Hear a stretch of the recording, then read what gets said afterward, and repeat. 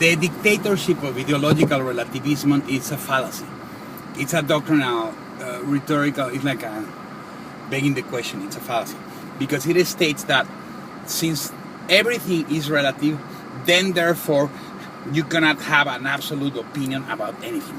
For example, you cannot have an opinion against abortion, or against homosexuality, or against people that like to do drugs, or against anything, because everything is relative.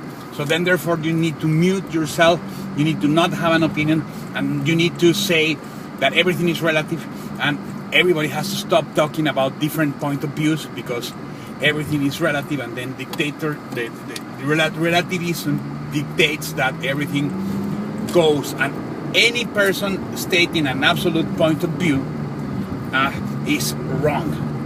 So that's the dictatorship of relativism, where only relativists get to talk on the table of dialogue. Where if you have a belief that Christ, for example, is God, or that God exists, you cannot bring that to the table. You cannot bring any opinion to the table, not even atheism and agnosticism as a view that is valid to be stated in the table of dialogue. Because the only view that is allowed in the conversation, in the table, is that everything is relative.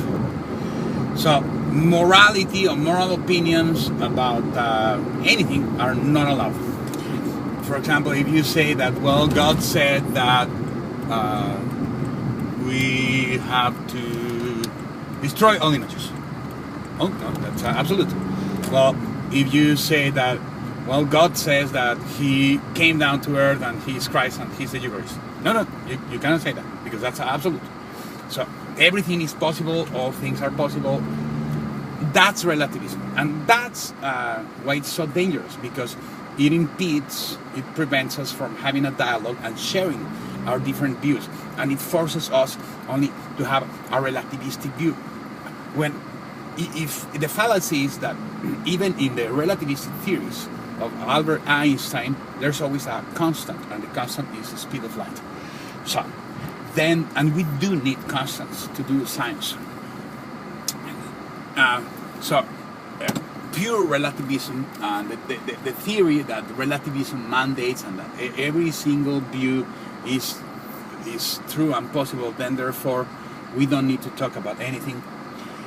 That means that relativism is dictating by not allowing you to have an opinion or talk about anything.